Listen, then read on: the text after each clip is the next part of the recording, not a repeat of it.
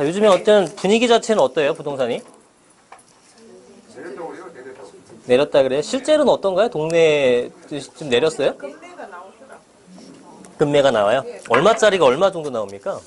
제가 파크힐스를 네. 아들 좀 사주려고 지금 이제 59제곱미터 했는데 11억 5천 하는 게 네. 11억까지 반 떨어졌다가 또 10억 5천에 금매가 나왔는데 조금 우리는 한 10억까지 있을까? 파크힐스가 그러면 실제로 얼마까지 거래됐었어요? 11억 5천까지. 11억 5천까지 거래가 됐었어요? 좋은 동은 12억이고 여기 가까운데 좀 네. 먼 거는 11억 5천에 했는데 근데 10억 5천까지 나왔네요? 제가 금매를 보고 하려고 했는데 그때 입원 중이랐으니까 못 네. 잡았는데 나가버리더라고요. 아, 이거 나갔어요? 네, 하루 만에 나가버렸어요. 하루 만에 나갔다? 제가 입원 지금 남아있는 것 중에서는 제일 싼 게 얼마짜리? 10억 8천. 10억 8천. 근데 10억을 기다리고 계시는 거네, 일단은. 10억 한번 조금 더 기다려보자. 될까? 10억까지 될까요?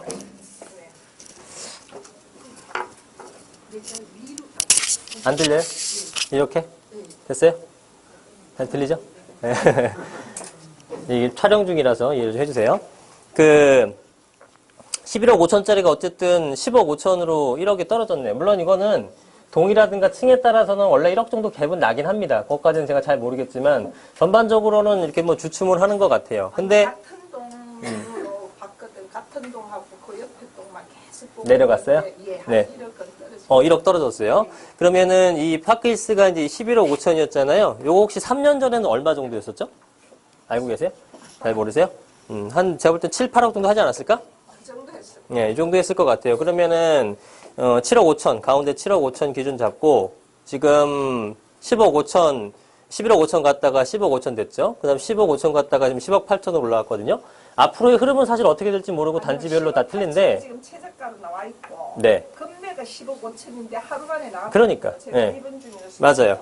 그러니까 이제 이게 지금 최저가로 설정되어 있는 거잖아요. 15가 탈출해서 뭐 호가는 12억까지 부르겠죠. 마음대로 부를 텐데 일단은 최저가 기준 했을 때 지금 우리가 10억 8천짜리가 지금 현재 기준에서는 가장 싼 매물이에요. 이게 보통 지금 잘 설명 주셨는데요. 보통 이런 식으로 많이 흐름을 흘러갈 거예요. 아마 동네의 단지 같은 것들도 뭐 당연히 이제 위치별로 틀리지만 어떤 식이냐면 예전의 금액에 비해서는 막 치고 올라갔습니다. 몇 년 동안. 그죠? 엄청나게 상승을 했어요. 그 그래프로 그려보게 되면은 이렇게 올라간 거예요. 이렇게 올라가다가 지금 잠깐 정책이 나오고 주춤주춤 하다가 살짝 빠진 것들이 몇 개 매물이 있는 거죠. 그러다가 이제 여기서 이제 어떻게 될런지 이제 모르는 상태가 되는 겁니다. 이렇게 떨어질 건지 유지가 될 건지 다시 치고 올라갈 건지 이제 이런 걸 우리가 예측을 할 줄 알아야 되거든요. 그러면은 여러분들이 이 세 개 중에서 어떻게 움직일 거로 생각을 하시나요? 일단 이렇게 이 상태에서 요걸 기준했을 때 이제 10억짜리가 드디어 출현할 것 같다. 더 떨어져서. 요 상태로 계속 좀 갈 것 같다. 10억 8천 정도 선에서. 아니면 이제 11억 5천 다시 전고점 뚫고 또 올라갈 것 같다. 이렇게 봤을 때 어떤 거를 여러분들은 1번, 2번, 3번 중에 어떻게 될 것 같아요? 2번? 언제까지? 내년 상반기까지? 오케이. 그럼 내년 상반기 때지 이때가 된다. 이거에 다른 의견 있으신 분? 3번? 좀 더 떨어진다. 더 떨어진다. 3번도 있고 2번. 2번이 제일 많고 그다음 3번. 1번은요? 올라간다 생각하시는 분 없어요? 내년 상반기까지는? 떨어진다 생각하시는 분도 맞은가? 별로 없어요? 다 조정은 받을 것 같다. 자, 그럼 내년 상반기는 이렇게 간다고 쳐봐요. 내년 상반기에는 이렇게 갔어. 그러면 내년 후반기부터 어떻게 돼요? 내년 후반기부터는 1번, 2번, 3번 중에 어디가 돼요? 1번? 다시 상승한다? 다시 상승한다? 호재가 있는 데는 상승할 것 같아요. 호재가 있는 데 상승할 것 같다? 서울을 기준해 봅시다. 평균 내고 서울. 그러면 1번, 2번, 3번. 그러니까 1번은 올라간다고. 얘는 유지, 보합. 그 다음에 얘는 떨어진다거든요. 내년 후반기 이후. 그러면 우리 한번 투표를 한번 해볼게요. 투표. 1번 내년 후반기 이후에 상승할 것 같다. 호재가 있으면 상승한다. 하나, 둘, 셋, 넷, 다섯, 여섯, 일곱, 여덟, 아홉, 열, 하나, 12. 12분? 12명. 그 다음에, 저 밖에 계신 분은 할 수가 없네요. 여기 계신 분만 하겠습니다. 여기 계신 분은 한 36분 되는 것 같아요. 자, 두 번째, 그냥 보합으로 계속 유지할 것이다.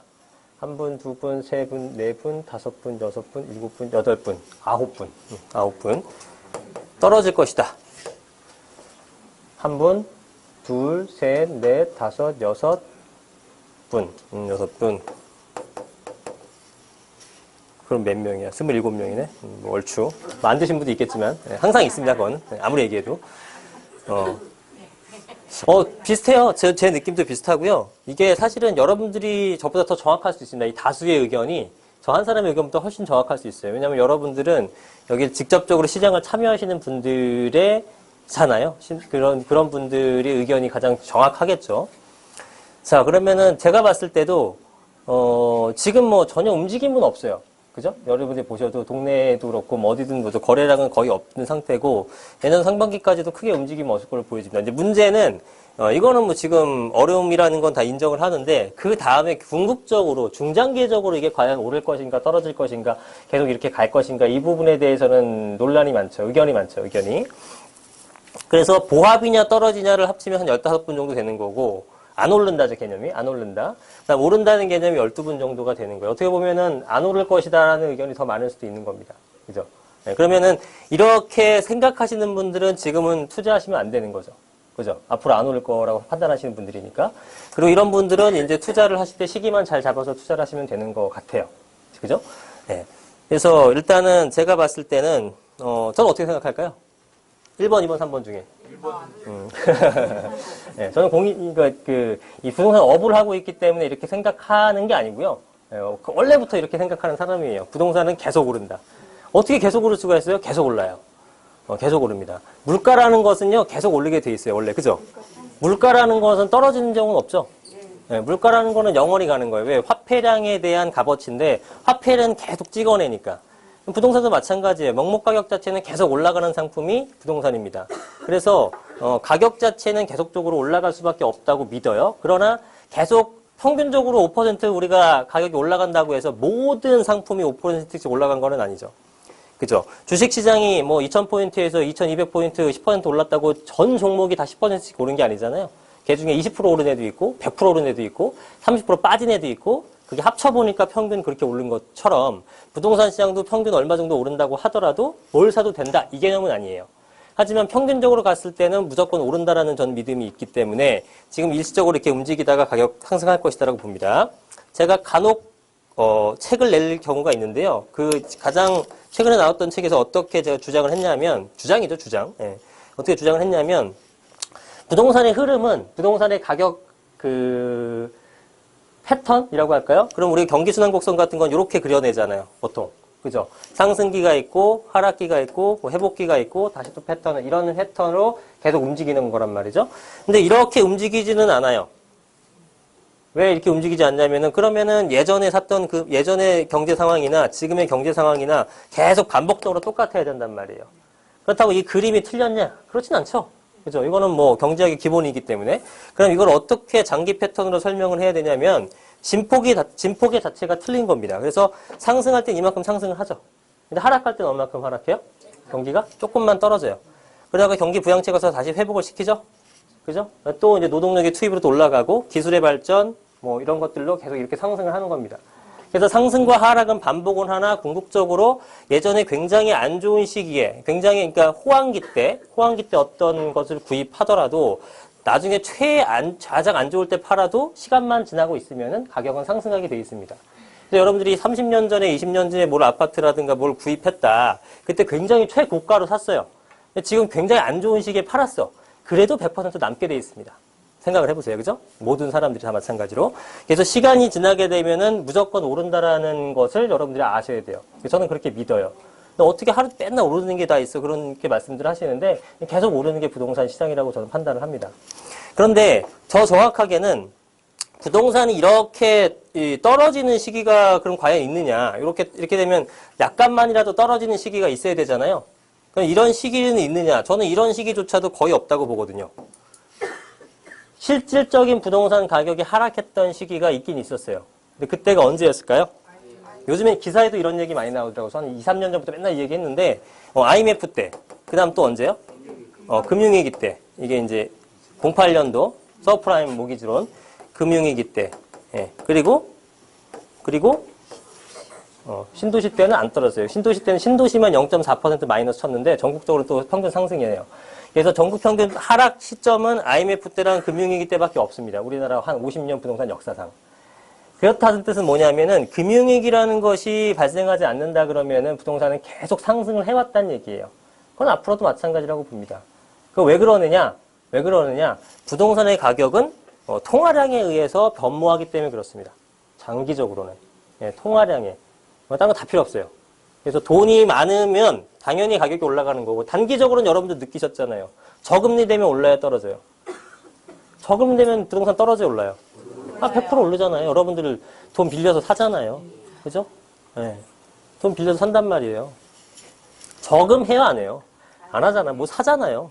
네. 저금 안 하잖아. 저금 해봤자 뭐 실질 마이너스인데 뭔가 그걸로 다른 상품을 사는 게 더 이득이잖아요. 그러니까 계속 가격이 누군가 살려는 수요가 많아지기 때문에 가격이 상승할 수밖에 없다. 그래서 시장에 돈이 많이 풀리게 되면 가격은 상승하는 건 이건 아주 기본적인 논리고 전 세계적 어디서나 일어날 수 있는 현상입니다. 그렇죠? 그래서 통화량이 많으면 많을수록 가격은 상승할 수밖에 없다. 근데 어느 나라나 통화량은 팽창하는 거지 줄어드는 나라는 없다라는 거죠. 망하는 나라가 아닌 이상. 그죠? 물론 아예 없는 건 아니에요. 이렇게 좀 경제가 쪼그라드는 나라들도 있죠. 경제가 쪼그라드는 나라들도 물론 있지만 정상적인 경기 순환 구조상에서는 부동산은 당연히 계속 오르는 겁니다. 당연히 계속 오르는 거예요. 근데 당연히 계속 오르지만 그 중에서도 더 많이 오를 거, 그 다음에 안정적으로 오를 걸 찾아야 되는데 그거는 지역별로 나눠지게 되는 거죠. 그래서 보통 우리가 서울과 그 다음 수도권과 그 다음 지방으로 이렇게 나누게 되잖아요. 근데 어디를 가장 안정적이라고 얘기를 합니까, 보통? 서울. 그러니까 서울이 가장 안정적이라 얘기를 하죠. 그렇게 된 이유는 뭐예요? 추가적인 공급을 할 수가 없기 때문에 그렇습니다. 예. 그래서 길게 보게 되면 부동산은 상승을 하는 게 맞아요. 근데 그러면 이렇게 떨어지는 시기는 아까 말씀드렸던 것처럼 IMF라든가 금융위기 때밖에 없다고 말씀드렸습니다. 그러면 패턴이 어떻게 되냐면은 올라가다가 그러면은 그 금융위기 오기 전에 계속 이렇게 올라가기만 하느냐? 이렇지는 않죠. 이게 올라가다가 잠깐 멈출 때는 있어요. 지금 같을 때죠. 지금 같을 때. 지금부터 내년 상반기까지 멈춰 있을 거 아니에요. 금액이. 약간 조정을 받거나. 이렇게 되는 거예요. 이렇게. 그죠? 그러다가 다시 한번 이렇게 또 상승을 하죠. 그 다음에 또 이렇게 멈춰가는 겁니다. 그죠? 그 다음에 또 올라가고. 근데 한번 이제 위기를 맞았어요. 그러면 살짝 떨어집니다. 이렇게 돼요? 아니야. 이렇게 하다가 다시 또 살아나네. 그죠? 또 갑니다. 또 가다가 또 한번 위기 갈 때 맞을 때 떨어지고. 그죠? 그래서 저는 금융위기가 오지 않는다 그러면은 그냥 꾸준하게 상승을 한다고 봐요. 꾸준하게 상승을 한다라는 뜻은 뭐냐면요. 중요한 개념을 알아두셔야 되는데 꾸준하게 상승한다는 얘기는 여러분들이 매수하는 시점을 잡을 수가 있는 거예요.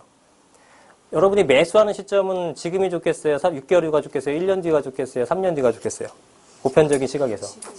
지금이 제일 좋은 겁니다.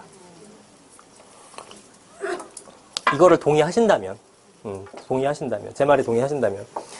자, 지금 왜 사는 게 제일 유리하냐면은, 자, 1번 이때 산다. 2번 이때 산다. 3번 이때 산다. 4번 이때 산다. 5번 이때 산다.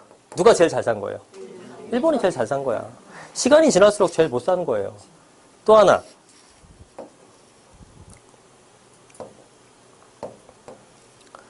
금액이 이제 계속 올라가는 현상을 보이고 있잖아요. 얘는 지금 예를 들어서 뭐 5억에 샀어요. 얘는 5억 5천에 샀어. 얘는 6억에 샀어. 6억 5천에 샀어. 7억에 샀어요. 그죠? 그러면 1번, 2번, 3번, 4번, 5번이 공통점은 뭐냐면 1번이 제일 잘 샀지만 1번이 이 금액을 주고 샀을 때 이 아파트의 시세는 5억이었겠어요? 6억이었겠어요? 7억이었겠어요? 응? 이해가 안 가요? 이 사람이 1번이라는 사람이 어떤 A 아파트를 5억 주고 샀단 말이죠. 그럼 그때 그 아파트의 시세는 5억이었을까요? 6억이었을까요? 7억이었을까요? 5억이겠죠. 시세가 7억인데 5억짜리가 왜 나와? 나올 수가 없죠. 그죠? 그러니까 이 사람은 이때는 시세가 5억이었단 말이에요. 그죠? 이 사람은 시세가 6억일 때 산 거고 이 사람은 7억일 때 산 거예요. 그러니까 이 사람은 시세가 7억인데 이거보다 싼 거를 구입하려고 그러면 영원히 못 사는 거죠. 그게 무주택자들의 특징. 그죠? 예. 5억인데 좀 비싸게 느껴졌거든. 4억 5천짜리 나오면 좀 연락 주세요. 이러고 간단 말이죠. 근데 보니까 이게 팔렸어. 5억 5천짜리밖에 없네. 그럼 그때 그거 살 걸 그랬네. 그럼 5억까지는 내가 이제 해볼게요. 5억 5천 시세에. 나와 안 나와? 안 나오죠. 이게 또 팔려. 6억대. 그 5억 5천까지 어떻게 만들어 볼게요. 이러다 계속 못 자는 거거든요. 그럼 나중엔 진짜 포기하는 거예요. 왜? 이제는 돈이 없어. 그런데 그 사람은 뭘로 바뀌어요? 집값은 거품이다. 무조건 떨어져야 되는 대로 바뀌는 거예요. 자기 생각이. 너무 억울하니까. 이게 논리적으로 올리는 게 맞냐 틀리냐를 떠나서 내가 생각할 때 비싸다야. 자기가 능력이 없으면 비싼 거야. 그래서 일단은 이건 떨어져야 된다고 주장을 하는 사람들이 많죠. 그럼 생각을 해도 여러분들. 그냥 이거는 당연한 건데, 유주택자가 있어요. 다주택자라고 해볼게요. 다주택자야. 3주택 정도를 갖고 있어. 그다음 또 한 사람은 무주택자예요. 그러면은 이 사람들에 속한 집단은 주로 생각들이 어떨까요? 부동산이 오른다 생각해, 떨어진다 생각하겠어요? 당연히 오른다 생각하죠. 그럼 무주택자들은 어떻게 생각할 것 같아요? 떨어진다고 생각을 합니다. 그러니까 자기 편향적으로 해석을 하게 돼 있는 거예요. 그래서 떨어진다고 주장하는 사람들은 대부분 집이 없는 사람들입니다. 이건 뭐 누구 말이 맞을지 몰라요. 그리고 올라간다는 사람들은 대부분 다 진짜 그렇게 희망 섞인 발언을 하다가 처음엔 희망이었어요. 그러다가 자기 주장이 되고 나중에는 완고하게 그렇게 믿음이 생성됩니다. 자기 몸에. 그렇게 될 수밖에 없죠. 근데 재밌는 거는 무주택자 그렇게 집값이 이거는 거품이니 뭐 해서 말도 안 되는 뭐 PI 같은 거 갖다 대면서 이거는 외국 사람이랑 비교해서 말도 안 된다 이렇게 하다가 집을 한 2채 사잖아요. 그럼 싹 바뀌어 의견이. 진짜로. 너무 싸대 지금. 더 올라야 된대. 그렇게 된다니까 사람이. 그렇게 되게 돼 있습니다. 그래서 그거는 의견은 누가 오르네 떨어지네 이런 것들의 의견은 그냥 다 개인 견해예요. 여러분들이 각자 생각하십시오. 뭐 다 이해관계에 맞게끔 하는 거지 뭐. 그렇지 않나요? 그래서 저는 뭐 나름대로 공부를 했다고는 하지만 뭐 그런 것도 있어요. 저도 어쨌든 집이 있으니까 오르라야 좋잖아. 그러니까 그렇게 해석할 수도 있어요. 제가 해석을 공부를 하면서도 그런 논리만 계속 찾았을 수도 있고 무의식 중에. 근데 어쨌든 제가 봤을 때는 보니까 부동산은 계속 오르는 거더라. 이렇게 판단은 됩니다. 어쨌든 결론적으로는 이렇게 되는 건데 무주택자들은 계속 과거 금액을 찾으니까 못 사는 거예요. 여러분들이 가장 중요하게 강조할 것 중에 하나는 뭐냐면 내가 아파트든 빌라든 오피스텔이든 뭐든 간에 내가 구입하는 시점에서는요. 내가 구입하는 이 시점에서 시세보다 싸게 살려고 하면 절대 못 사요. 내가 구입하는 가격은 그 당시로서는 가장 비싼 가격입니다. 가장 비싼 가격을 인정하고 들어가는 거예요. 그럼 가장 비싼 가격에 억울해서 어떻게 사느냐? 그게 아니라 가장 비싼 가격에 사도 1년 뒤, 2년 뒤가 되면 내 금액이 가장 싼 금액이 되는 거예요. 이 사람은 5억에 샀을 때 최고가였단 말이죠. 그 전에 실거래가 4억 8천 찍었어요. 그러니까 사람들이 어떻게 해? 4억 8천 밑으로 팔 사람이 있어요? 없어요? 없죠. 그러니까 어떻게 해요? 5억에 팔겠다고 덤비는 거죠. 이 사람이 사고 싶으면 어떻게 해야 돼? 5억에 사야 돼. 5억에 사야 되는 거예요. 근데 5억에 샀어야지 4억 8천인 최고가, 난 최고가 찍기 싫다 해서 버텼던 사람은 어떻게 됐어요? 결국은 못 샀죠. 최고가에 산 사람은 어떻게 됐어요? 2억을 벌은 거예요. 그래서 내가 구입하는 시점에서는 당연히 여러분들이 최고가 신고자가 되는 겁니다. 당연히 최고가가 되는 거예요. 경매에서도 최고가 써야지만 낙찰받을 수 있죠? 이것도 똑같아. 최고가 써야지만 낙찰받는 거야. 최고가 써서 낙찰받고 시간이 지나게 되면은 그 금액 이상으로 뛰어넘게 돼 있습니다. 과거 금액이 되게 되면 나는 무조건 제일 싼 놈이다. 이때는 어때요? 얘네보다 내가 제일 비쌌죠? 근데 미래 애들보다는 어때요? 내가 제일 쌌죠? 그러니까 미래 금액에서는 내가 제일 싼 놈이고 과거의 금액에서는 내가 제일 비싼 놈이에요. 근데 미래는 겪어보지 않았으니까 모르지, 그죠? 근데 과거랑 비교했을 때 어때? 내가 살 때는 항상 제일 비싼 가격이 사는 거예요. 그걸 인정 안 한다 그러면은 여러분들 영원히 못 사는 거야. 그죠? 금매가 나올 때까지 기다린다는 것도 여러분들 솔직히 약간은 좀 쉽지는 않아요. 금매를 구입하신 분도 있겠지만 금매 같은 것들이 아까 방금 말씀하셨던 것쯤에 10억 5천짜리가 나왔더니 하루 만에 팔렸잖아요. 10억 5천짜리 물건이 여러분들 정보가 가지도 않아 일단은. 그죠? 11억 5천 정도 팔렸던 게 10억 5천이 금매가 나오게 되면은 벌면은 1억 벌잖아요. 그러면 여러분들이 연락이 가 안 가? 그냥 업자가 만약에 자기 돈 있으면 자기가 사겠지. 자기가 돈이 없으면 어떻게 해요? 그 VIP 고객한테 먼저 연락하겠죠? 근데 그런 사람 없었죠. 우연찮게 여러분들이 연락이 갔어. 여러분들한테 여러 명한테 연락이 갔거든요. 그럼 여러분들이 이거를 살 수 있었을까? 정보 얻었으면? 못 사죠, 또. 하루 만에 10억 5천 지를 수 있어요? 못 지른다니까? 그래서 준비된 자만이 이걸 살 수 있는 거예요. 여러분들이 금매 절대 못 삽니다. 쉽지 않아요. 총알도 준비가 돼 있어야 되고, 나 이런 거 나오게 되면은 집도 안 보고 바로 돈 쏘겠다라는 용기도 있어야 돼요.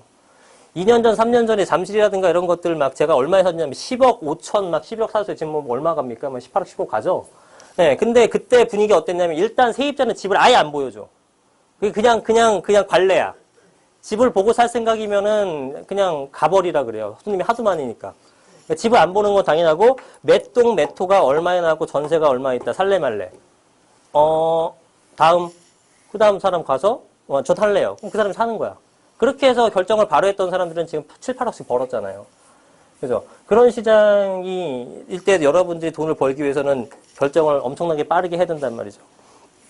이것저것 제일 시간이 없다는 거지. 그런 시기에는. 그죠? 그래서 근데 투자를 이렇게 금방금방 잘 하는 방법 중에 하나가 뭐냐 하면 금방금방 전 솔직히 하루 만에 다 결정을 하거든요. 하루가 잘 안 걸려. 그냥 가서 마음에 들면 사는데 근데 이제 이거를 여러분들한테 그대로 말씀드릴 수도 없는 게 이제 자금은 조금 여유자금이어야 되죠. 그죠? 아무리 사람이 용기가 있다고 하더라도 내 재산이 뭐 전 재산이 2억인데 몰빵했다 잘못되면 어떡해. 그러니까 고민하는 건 당연한데 그래도 그 결정을 촉진시키기 위한 방법 중에 하나는 부동산은 무조건 오른다라는 믿음이 하나 있으시면 돼요. 절대 손해볼 거 없다. 우리 암호화폐 같은 거나 주식 같은 거 이런 거 보게 되면 막 등락이 엄청나잖아요. 그러니까 막 하루아침에도 막 엄청나게 손해보고 이런데 부동산은 그런 게 없어요. 떨어질 수 있어. 근데 기다리면 회복해. 주식은 휴지 조각 되죠? 화폐는 사라져버리죠? 부동산은 그렇지가 않아요. 저희 뭐 시골에 있는 이런 뭐 임야라든가 뭐 농가주택 이런 거 사지 마시고, 그죠? 서울의 안정적인 그 아파트나 빌라 같은 거, 그냥 안정형 투자라고 생각했을 때, 이런 것들은 사두시게 되면은 그냥 내가 지금은 제일 비싼 가격에 샀지만 결국은 앞으로의 일의 진행에서는 내가 제일 금액을 싸게 샀다. 지금 구입하게 되면은 무조건 가격이 오를 거라는 믿음이 있으면요, 결정이 되게 빨라집니다.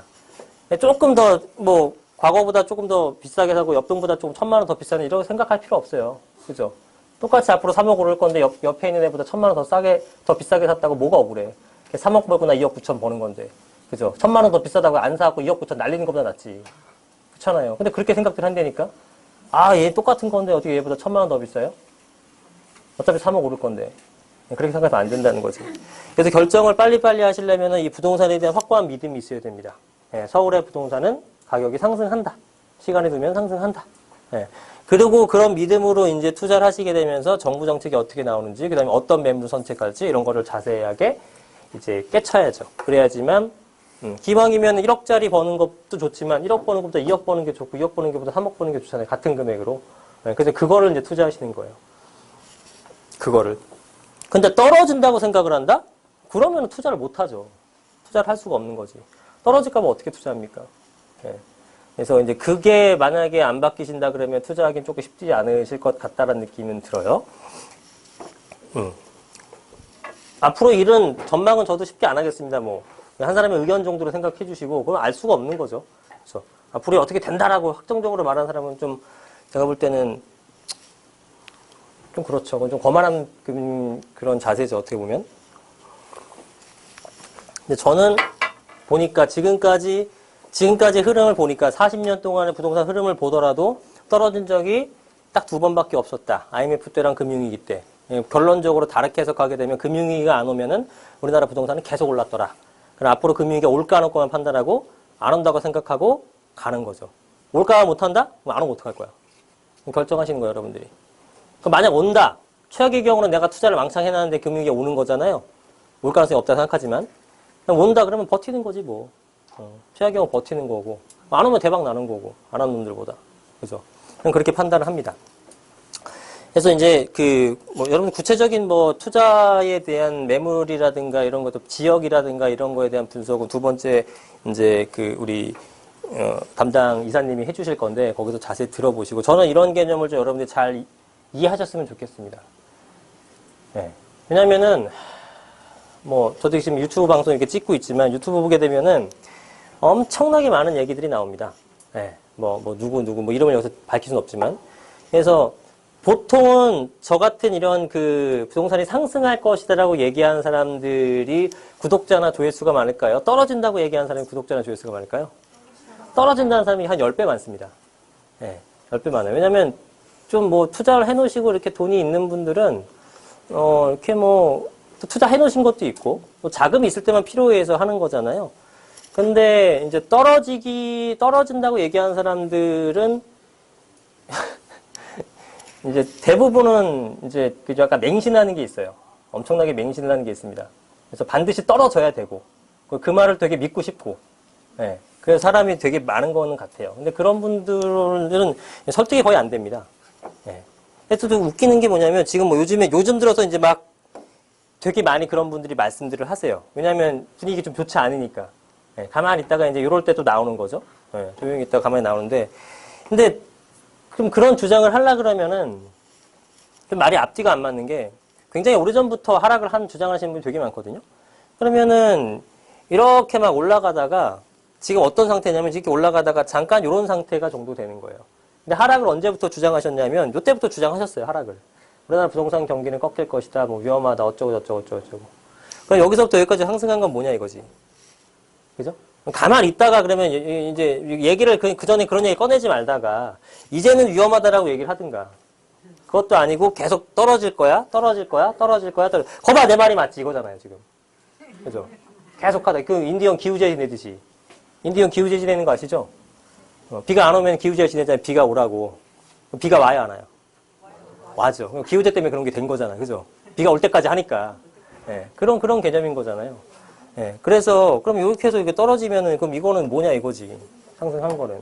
그럼 과연 이게 이분들이 말씀이 맞으려면 여기까지 갔다가 이 금액이 이렇게 더 떨어져서 실제로 예전 금액보다 더 떨어지지만 말이 맞는 거잖아요. 하락이라는 것은. 그죠?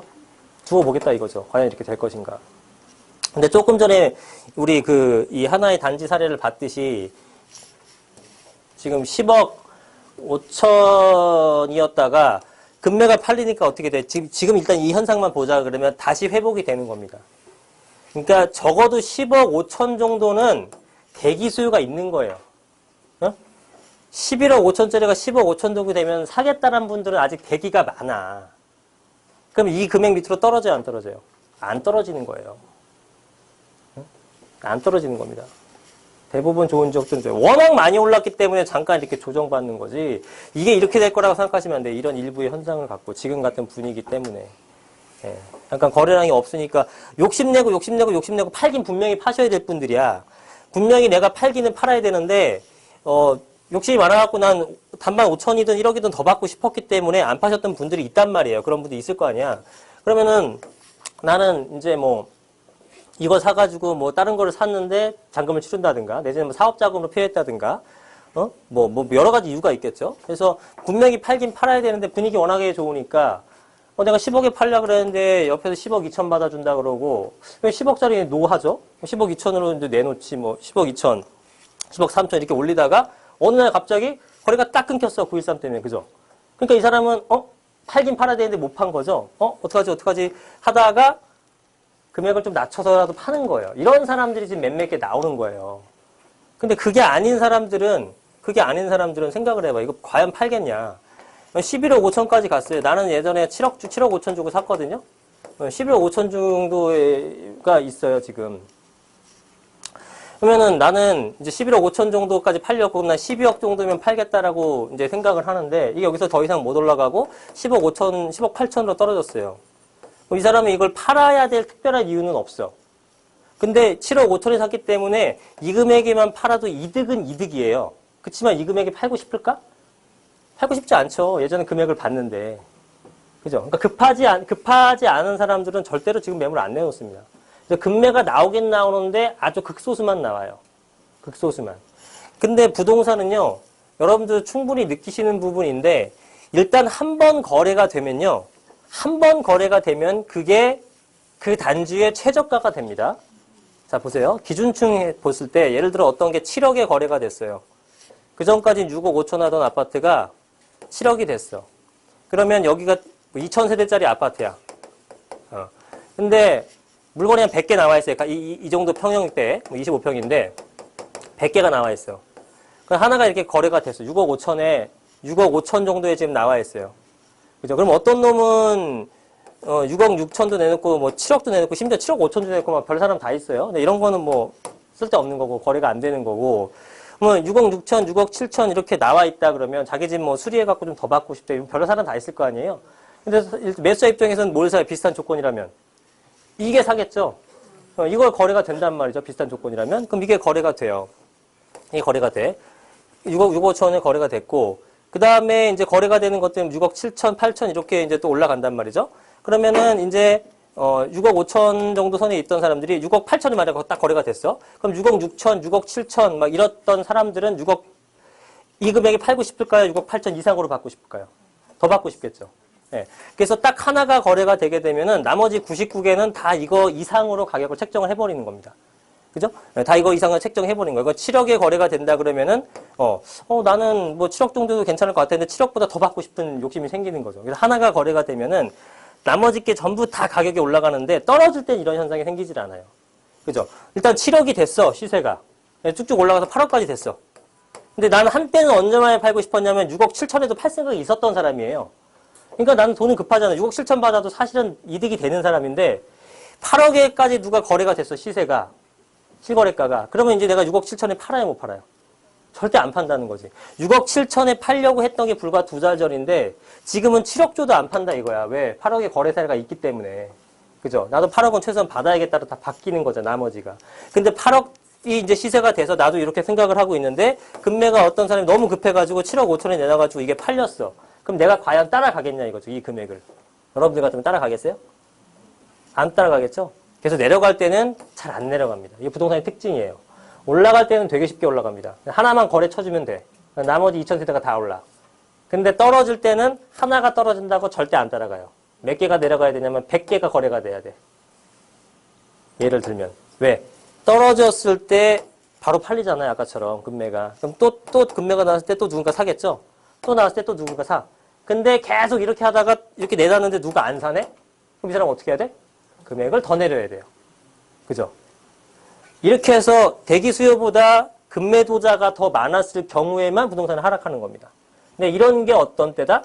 이럴 때가 금융위기 때밖에 없다라는 거예요.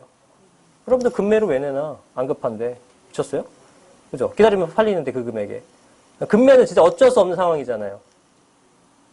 여러분들한테 어쩔 수 없는 상황이 그렇게 자주 와요? 돈이 정말 급하게 필요한 사람이 얼마나 돼? 그것도 동시대에. 같은 그 시기에.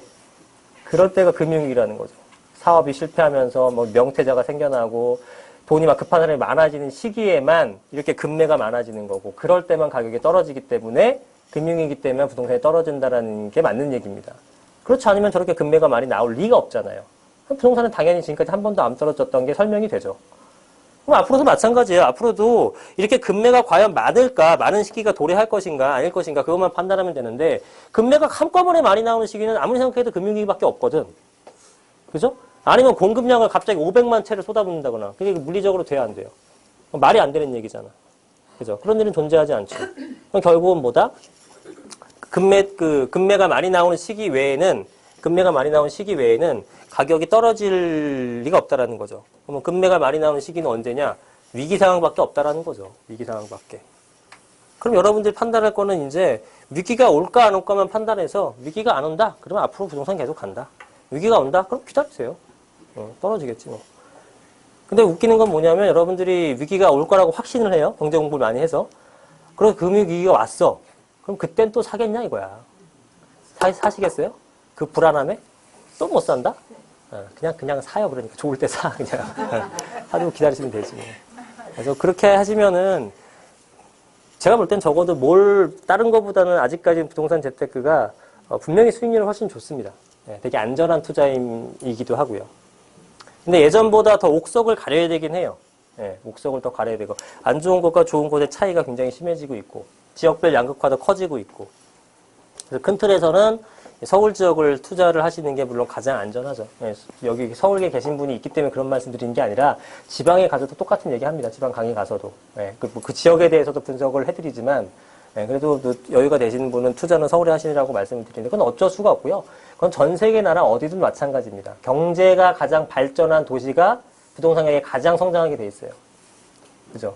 근데 경제 발전 도시와 행정 도시가 틀리죠. 그죠? 우리나라 같은 경제 발전도, 뭐 지금 우리가 지금 행정부가 다 여기 뭐 이렇게 이관하고 있는, 세종시를 이관하고 있는 추세입니다만, 예를 들어 미국 같은 경우에는 경제금융 중심지는 뉴욕이고, 그냥 수도는 또 어디예요? 워싱턴 쪽이잖아요. 그럼 워싱턴하고 뉴욕하고 어디가 더 비쌀 것 같아요? 당연히 뉴욕이죠. 우리 서울하고 세종하고 비교하면 똑같지, 그죠? 그래서 그런 지역이 안 오른다는 게 아니라 비교했을 때는 가장 경제 중심지, 뭐 도쿄나 뭐 런던이나 어느 나라든 그런 데가 가장 발전하는 나라가 됩니다. 그러니까 우리나라는 어디에서? 서울이라는 거죠. 그럼 서울 중에서도 가장 가격이 많이 상승할 수 있는 지역은 어디냐를 봤을 때 당연히 여러분들이 집을 구하는 거랑 똑같습니다. 여러분들이 집을 구할 때 이제 뭐 자녀분도 있고 또 없는 분도 있고 뭐 다 이제 내용은 틀리겠지만 가장 집을 많이 구하는 사람들은 직장인들입니다. 직장인들. 네, 직장인들이 처음에 생각하는 것들은 뭐 학군 수요도 있고 여러 가지 있겠지만 우리가 맨날 얘기하는 요소, 직주 근접성. 그죠? 왜냐하면 매일같이 출퇴근하는데 출퇴근 평균 58분이래요. 그러면 왔다 갔다 하루에 2시간을 허비하는 겁니다. 우리나라 서울 도시 근로자의 평균적으로. 얼마나 이게 사회적인 낭비입니까, 사실은. 그죠? 예. 그래갖고, 뭐, 출근 때 9호선 같은 거 타보셨죠? 탈 수가 없어요. 탈 수가 없어, 아예. 들어가서 낑겨서라도 타고 싶은데 탈 수가 없죠? 예. 그렇대요. 그래서, 뭐, 그런 문제들. 하여튼, 저기 뭡니까. 자가용은 사실 상상도 못하고, 저는 좀 늦게 출근하는 편이라, 왜냐면 여기도 강남이잖아요. 정상적으로 출근하게 되면요. 그러니까 한 2km 오는데 30분 걸립니다. 2km 오는데. 예, 강남역에서 신논현까지 오는데 내가 한 30분 걸릴 때도 있어요. 그 시간에 도저히 못 오는 거야. 근데 저는 뭐 그냥 개인 사업이니까 그렇게 할 수 있지만 직장인들은 시간 딱 맞춰서 와야 되잖아요. 그 직장별로 다 그게 근무 시간이 또 출근 시간이 틀린 게 아니라 거의 동일하잖아요. 얼마나 고생합니까? 그러니까 아예 그걸 못하고 자동차는 타지도 못하고 또 자동차 갖고 와봐야 주차할 데도 없고 그러니까 힘든 거죠. 그러니까 직주 근접성을 갖고 직장과 가까운 쪽으로 하고 싶은 거죠. 매일같이 그런 고생을 하고 싶지 않으니까. 그래서 일단은 우리나라에서는 가장 중요한 요소가 이 요소다. 그러면 이 요소를 이제 당연히 강남에 직장이 제일 많고요. 그 다음에 도심권에 있고 또 여의도권에 있고 그 다음에 마곡 또 어디 있습니까? 상암동 그 다음에 문정지구라든가 그다음 뭐 이런 데잖아요. 이런 주변에 있는 것들은 아파트 가격, 빌라 가격 보세요. 훨씬 비싸죠. 다른 데보다. 당연할 수밖에 없죠. 왜? 그만큼 많이 수요가 차지니까. 네, 그렇죠. 그러면은 이제 그런 지역에는 수요는 되게 많은데 공급량은 한계가 있단 말입니다. 그래서 거기를 빨리 갈 수 있는 교통망이 확보된 지역들로 가는 거예요. 그렇죠. 강남의 테헤란 쪽에 엄청나게 회사들이 많은데 여기서 그 많은 수요자들을 강남에서 다 아무리 공급해봤자 채워지지가 않잖아요. 그러니까 강남으로 빨리 올 수 있는 라인들, 그죠? 그런 라인들에 있는 집값들이 비싸지는 거 아니겠습니까? 그죠? 신분당선 라인이라든가 분당선 라인이라든가 우리 뭐 2호선, 9호선, 그죠? 이런 라인들이 혜택을 보고 있는 거죠. 그래서 직주 근접과 이제 교통 이런 것들이 가장 중요한 요소가 되겠죠. 여러분들이 찾아야 될 거는 일단은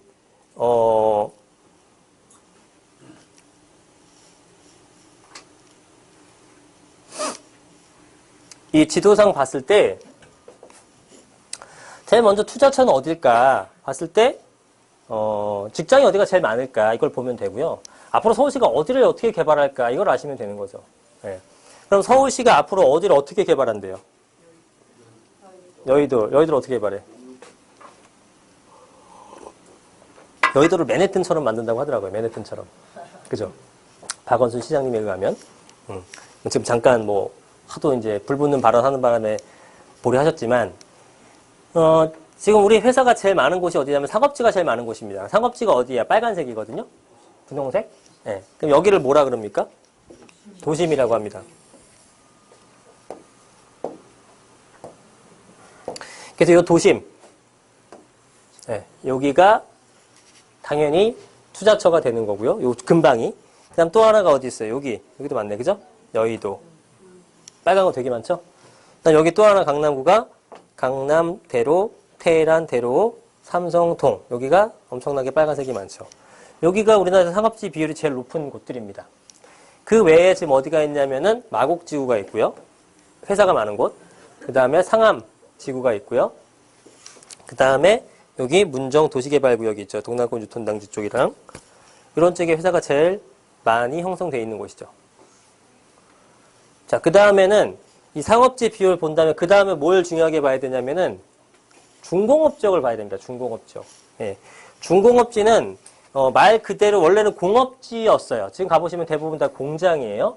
근데 이게 이제 70년대 그 우리나라 그 중공업 육성 정책 때 만들어진 그 이 지역이 지정된 곳들입니다. 그때만 하더라도 여기다가 이제 막 공장 놓고 막 발전했단 말이에요. 근데 지금은 이걸 다 공장을 외관으로 빼거나 아니면 아파트형 공장으로 해가지고 굴뚝 공장이 아닌 개념으로 바꾸고 있죠. 예. 그래서 이런 지역들, 자, 이렇게 파란색으로 된 지역들 있죠? 여기가 다 개발된다고 보시면 돼요. 대표적으로 개발된 곳이 어디냐? 여기예요. 여기. 예. 구로 디지털 단지나 가산 디지털 단지, G밸리라고 하죠. 예. 그래서 엄청난 효과가 생기고 있죠. 예. 우리나라 산업 발전에. 그래서 상당히 많이 가격이 오르고 있다. 그래서 요것 때문에 지금 오르는 지역이 어디다? 광명 쪽에 지금 굉장히 많이 상승을 하고 있고요. 그러니까 직장이 있는 곳에는 무조건 가격이 상승한다라는 개념이 이제 판교 같은 데가 대표적이에요. 판교는 베드타운이 아니에요. 신도시지만 직접 직장인 수요를 창출해내는 도시잖아요. 네, 그러니까 가격이 어때요? 동판교 같은 게 현대백화점 앞에 있는 것도 33평 아파트가 18억씩 합니다. 네, 그게 서울이나 다름없죠. 사실상. 그죠? 강남도 가깝고 그런 개념이 되는 거죠. 그래서 이런 지역들 중공업 지역이 뭐 어디 있냐면 여기에 일부 있고요. 여기 있고 여기 이제 뭐 사실상 개발이 됐다고 보시면 되고요.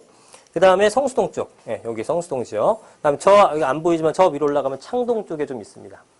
근데 가장 비중이 많은 곳이 어디냐? 영등포 쪽이 가장 비중이 많습니다. 영등포 쪽이. 그러면은 영등포 지역 쪽이 그런 여러 가지 그 내용 중에 또 하나는 뭐냐면 그럼 서울시가 2030 도시기본계획이라는 거를 발표를 했어요. 2030 도시기본계획. 이거는 모든 이제 그 도시별로 기본계획을 설정을 합니다. 마구잡이로 개발할 수는 없죠. 그러니까 이 플랜 안에서, 이 마스터 플랜 안에서 앞으로의 청사진이 모두 들어가는 건 가장 상위법이 되는 거예요. 여기에 어긋나는 거는 있을 수가 없는 거야. 그래서 여기서 가장 핵심적인 3핵을 집어주었는데 그게 어디예요? 그게 도심권. 하나는 강남권, 또 하나는 영등포랑 여의도권입니다. 근데 여기를 이제 어떻게 개발하느냐 봤더니 도심권은 사실 개발할 게 없어요. 가보시면. 그죠? 강남은 개발할 게 있나? 재건축 발은 없거든요. 근데 여기는 개발할 게 무궁무진합니다.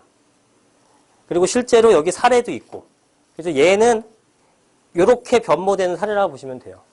여러분이 봤을 때 여기가 되게 많이 발전해서 땅값은 한 18배 오르고 초기에 분양했던 아파트형 공장 같은 거는 한 20억 이상씩 다 올랐는데 여기랑 봤을 때 위치가 어디가 더 좋아요? 얘가 더 좋죠. 네. 그리고 여의도의 배후 주거지로서도 적합합니다. 그래서 여기는 공급량, 아파트 공급도 있지만 계속적인 수요 창출까지 되는 곳이라는 거예요. 네. 그래서 수요와 판교 같은 거죠. 단순히 공급만 계속하는 그 신도시는 망하죠. 동탄 같은 경우나 평택 같은 거 굉장히 힘들잖아요. 판교 같은 것도 적은 규모가 아닌데 그렇게 성공적으로 할 수 있었던 건 뭐냐? 수요도 많이 들어갔기 때문에. 수요가 뭐야? 공급만 되는 게 수요가 뭐야? 직장인들. 이게 생겨나잖아요. 테크노밸리 같은 것들.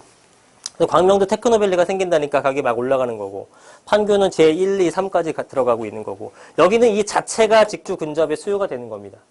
아파트와 그 다음에 직장이 바로 같이 혼재되어 있는 거죠. 강남같이 도심처럼 이런 형태가 되는 거죠.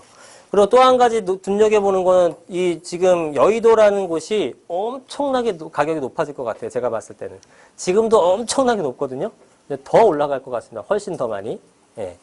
만약에 지금 뭐 이 개발이 통합이 됐던 뭐 단지발 개발이 되던 간에 예, 어쨌든 가격은 상승할 걸로 보여지는데 그랬을 때 이 옆에 있는 영등포구는 여의도의 영향을 받아서 가격이 많이 따라잡을 수 있습니다.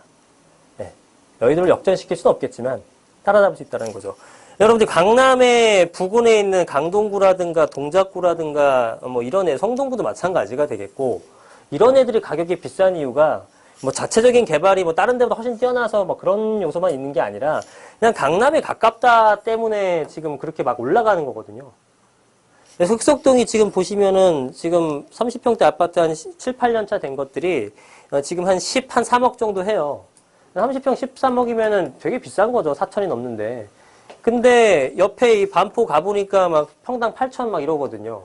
그러니까 지하철로 한 2정거장이고 도보로 한 20분 거리인데 얘 반값 막 이러니까 되게 싸게 느껴지는 거예요. 그죠? 근데 이런 상태가 뭐 저 위쪽에 가서 13억 한다 그러면 그건 아무도 안 사죠. 그죠? 똑같이 잘 전화도. 그래서 비싼 애 옆에 내 친구가 되게 좀 잘 나가는 애가 있으면 나도 잘 나가는 효과가 생기는 겁니다. 영등포는 그런 효과를 누구한테 입을 수 있냐면은 여의도의 후광 효과로 입을 수가 있는 거예요. 여의도는 제가 볼 때는 굉장히 강남 못지않게 상승할 수 있는 지역 중에 하나라는 거죠. 그랬을 때 영등포 지역이 굉장히 유망할 것이다라고 보는 겁니다. 영등포 전체는 저는 더 전체적으로 유망하다 보고, 그 다음에 제가 하는 얘기가 아니라 중공업지에 대한 발전은 계속 하고 있잖아요. 아파트도 지을 수 있고, 용적률도 상향시켜줬죠. 그죠? 용적률도 400%예요. 예. 그죠? 그 다음에 그 업무형, 그 역세권 쪽에다가 인센티브까지 좀 기여하게 되면 최대 520%까지 받을 수 있습니다. 예, 상당히 높게 받을 수 있는 거죠. 그만큼 발전을 해주겠다는 거예요. 발전을 계속 좋게 발전하겠다는 얘기가 되겠죠. 왜냐하면 입지가 워낙에 좋으니까. 그런데 굴뚝공장은 당장 우리는 필요 없거든요. 우리나라에서 무슨 굴뚝공장이 필요해요. 그죠? 지금은 아파트형 공장으로 다 바뀌었잖아요. 아파트형 공장, 지식산업센터로 바뀌었기 때문에 예, 뭐 겉보기에는 엄청나게 멋있는 빌딩인데 들어가 보면은 공장 돌아가고 있잖아요. 그죠? 예, 그러니까 외관이라든가 주거환경 같은 것도 굉장히 개선이 되고 있다는 얘기가 되겠죠. 그 다음에 우리나라에서는 지금 5분 정도 뒤에 마무리할 거고요. 그 다음 5분 잠깐 쉬었다가 2부 진행할 건데, 큰 틀에서 일단 우리나라에서는, 부의 축이 어디로 움직이냐면은, 이 아래쪽, 강 이남 쪽에서는 이 위쪽으로 갑니다. 위쪽으로. 이게 무슨 뜻이냐면, 그렇죠. 강변 중심이 되는 거죠. 서울은 강변 중심이 되는 거예요. 이렇게. 그래서 제가 지난주에도 말씀드렸지만, 서울에서 안전한 투자는 어디가 되냐면은, 2호선 내에 있는 투자를 하게 되면 안전하게 되는 거죠. 2호선이 이렇게 버텨주잖아요. 2호선 무조건 내다가 여기는 좋고 여기는 나쁘고 이런 뜻은 아니에요. 대략적으로 이제 중심에 모여든다는 설명하기 위해서야. 그걸 굳이 그대로 해석하시는 분도 있더라고. 여기 있는 거는 2호선 바뀌지 않냐고 그러면서 안 하시는 분이 있는데 그 뜻이 아니라. 예. 그러니까 요 정도 이렇게 지금 2호선 사이즈가 여러분 안 보이시겠지만 지금 2호선이 뭐 이렇게 지금 가잖아요. 예. 이렇게 지금 움직이고 있단 말이죠. 그러니까 서울의 중심이잖아. 서울의 중심이니까 이런 것들은 무조건 안전한 투자가 된다는 거예요. 앞으로 평생 오를 부동산이 된다는 뜻이 되는 거고요. 그러니까 결국 이게 뭐냐면 이 바깥쪽보다는 아래쪽이 비싸다는 얘기가 되는 거예요. 그래서 위에서는 어떻게 돼요? 아래쪽으로 부의 축이 내려오는 거고 밑에서부터 위로 부의 축이 가게 되는 겁니다. 그래서 압구정동, 청담동, 삼성동 라인이 그죠? 밑에나 뭐 개포나 양재라든가 뭐 포이동이라든가 논현동이라든가 얘네보다 훨씬 더 비싼 거예요. 얘네가 싸다는 얘기가 아니라 상대적으로 더 비싸다는 거고. 잠실도 엘리트 단지가 제일 비싸잖아요. 그죠? 엘리트 단지가 제일 비싸고 그 다음에 뭐 헬리오시티가 가고 그 밑에 미래신도시가 있는 형태가 되는 가격대가. 그죠? 여기도 뭐 반포 같은 게 제일 뭐 아크로리버 이런 게 제일 비싸고 그 다음에 강남역에 있는 애들이 그 다음 비싸고. 그죠? 그 다음에 뭐 세곡지구, 내곡지구는 뭐 여기에 비하면 또 아무것도 아니고 막 이렇게 되는 게 우연의 일치가 아니라 모든 것들은 요 중심부로 모이게 돼 있는 겁니다. 중심부로. 그래서 당연히 이쪽이 가장 비싸게 되는 거. 위도 마찬가지잖아요. 그죠? 아니, 우리 뭡니까? 마용성. 마용성 다 여기 붙어 있잖아. 그죠? 마용성이 제일 비싸요. 강북에서 마용성이 제일 비싸죠? 얘네가 발전을 더 해서 그래요? 아니야. 여기 붙어 있기 때문에 그래, 입지가. 그죠? 저쪽 위로 가게 되면 사실 뭐 은평구니 뭐 도봉구, 강북구, 성북구 뭐 이런 애들은 얘네들에 비해서는 약할 수밖에 없다라는 겁니다. 그죠? 그래서 여러분들은 투자를 기왕하실 거면 당연히 좋은 지역에 투자를 하셔야 되는 거죠. 중요한 지역에.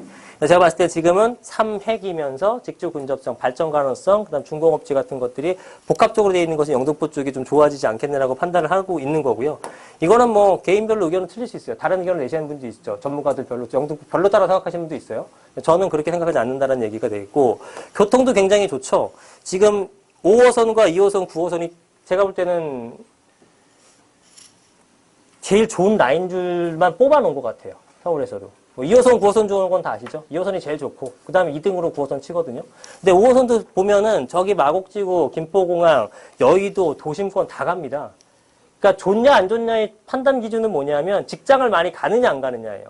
직장을 많이 가야지만 그만큼 이용객이 많은 거고, 이 단순히 이용객이 많다기보다 그 이용객들이 실질적으로 부동산을 살 수 있는 유효 수요인 직장인이냐 아니냐를 판단할 수 있는 거죠. 그래서 솔직히 1호선 같은 것들은 사람도 별로 없지만 타보면 다 솔직히 연배가 많으신 분들 타요. 그런 분들은 부동산의 직접적인 수요가 아니죠. 그럼 사람 많으면 뭐합니까? 그런 것들은. 사질 않는데. 뭐 다 만약에 뭐 초등학생 애들이에요. 바글바글한데. 의미 없죠. 부동산에. 그렇게 중요한 게 아니라 실질적인 유효수 면에서는 5호선도 굉장히 좋은 라인입니다. 그래서 이쪽 라인들이 이렇게 이제 가고 있고, 그 다음에 요 아래쪽에 여의도가 개발이 되고, 이쪽 그 확정된 그 개발 계획 중에서는 요 라인서부터 신길역도 개발, 영등포 부근 개발해서 문내동까지 개발되는 계획 라인이 있어요. 그래서 요런 것들. 그 다음에 여의도랜다. 영등포 뉴타운 같은 것들. 그리고 기존에 있는 것들, 이런 것들은 다 이제 아파트 개발되는 것들. 그죠? 예. 이런 거 이제 다 하셔도 되고. 근데 이제 아파트는 조금 투자 말씀드리기가 좀 버거운 거는 뭐냐면, 갭이 상당히 많이 벌어지긴 했습니다. 동네가 아직은 주거 환경이 개선되진 않았잖아요. 깨끗하진 않잖아요. 그러니까 이제 개선될 여지가 많기 때문에 투자는 해놓으시는 건 좋은데, 지금 현황이 안 좋기 때문에 전세는 낮게 들어가요. 근데 앞으로 좋아질 거로 많은 사람들이 믿고 있기 때문에 가격은 많이 높아져 버렸죠. 갭이 상당히 높습니다. 한 4억 5천, 5억 정도 됩니다. 뭐 이런 제일 좋은 거 뭐 내면 4차, 3차 같은 경우에는 한 6억 5천, 7억 정도 갭까지 벌어졌더라고요. 제일 작은 평수가. 제일 작은 평수가 30평대인데. 네, 그런 것들 때문에 좀 부담스럽고, 지금 보시면은 요런 쪽에 있는 것들은 일부 이제 우리 다세대라든가 오피스텔 같은 것들이 있어요. 이런 것들은 여기 이 마곡이라든가 내지는 이 도심권에서 내려오는 것들, 그 다음에 여의도에서 오는 것들고, 이 자체적인 중공업지의 수요 같은 걸로 되게 많이 채워집니다. 그래서 공급량도 많이 있는데, 제가 볼 때는 지금까지 공급량이 많았는데요. 추가적인 공급량이 별로 없어요. 왜냐면 지을 만큼 지었어, 보니까. 동네가. 그냥 한 집 건너 하나가 새 거야. 그러니까 추가적으로 공급량이 나올 게 별로 없더라고요. 근데 제가 볼 때는 이제부터 개발 시작이거든요. 이제부터. 예, 그렇다 그러면은 투자금이 아직도 굉장히 뭐 5천 내외 정도로 저렴하고, 예, 그러면 그 투자금 대비한 수익률은 굉장히 높지 않겠느냐라고 판단을 하는 거죠. 그래서 뭐 여러분 한 번 듣고 나서 이게 다 들어오진 않으시겠지만 전체적으로는 부동산은 뭐 좀 안전하다. 이런 믿음. 그 다음에 자금은 있으면은 지금 하는 게 제일 좋다라고 판단하는 거고, 뭐 금리가 올라간다 한들 우리가 4% 5% 되겠습니까? 기준금리가? 그렇지 않아요. 한 번 올렸다 하게 되면 6개월 동안 못 건드립니다. 여러분들 만약에 사회적 충격이 커서. 그러면은 그 여전히 올린다고 하더라도 세계적인 저금리 추세에서 우리나라만 혼자 튀어가지 못한다면 그 자금은 활용하시는 게 좋죠. 당연히. 예. 물론 이제 자기 자금 사정에 맞게끔 무리만 안 하는 범위에서는 하시는 게 훨씬 더 좋다라는 얘기가 됩니다. 그래서 투자를 이제 그 자신감 있게 하셔도 되고요. 예, 좀 중장기적 안목에서 그 다음에 뭐 다 못해졌지만 그건 개인적으로 상담하실 때 이제 이걸 주택임대사업자를 활용할지 안 할지에 대한 거는 다 개개인마다 틀립니다. 일괄적인 정답이 없기 때문에 말씀을 안 드린 거고, 뭐 이런 지역들, 뭐 본인이 생각하는 지역들 어디든 사실 투자하셔도 어느 정도 수익을 낼 겁니다. 예, 현금 쥐고 있는 것보다는 100번 나요. 예, 제가 판단했을 때는 뭐 이런 지역들, 한강변 쪽에 사람들이 많이 앞으로의 부의 축이 모여들고, 그 다음에 9호선 라인 쪽이 워낙에 사람들의 인기가 많은데 한강변이면서 9호선을 같이 접목시키면서 개발도 되면서 서울시의 청사진에도 맞는 지역들이 이제 저쪽 지역이라고 판단했기 때문에 저런 쪽에 투자처로 좀 괜찮지 않을까. 기왕 여러분이 투자하신다면. 뭐 아까도 말씀드렸지만 뭘 사도 돈은 벌지만 기왕이면 남들보다 더 많이 벌 수 있는 거 사시면 좋기 때문에 말씀을 드리는 겁니다. 그래서 여기까지 좀 마무리하고 한 5분 정도 쉬었다가 우리 그 조아룡 이사님이 매물에 대한 것들, 그 다음에 영등포 지역, 그 다음에 그런 라인들에 대해서 다시 한번 구체적으로 상담을 강의를 해주실 겁니다. 네.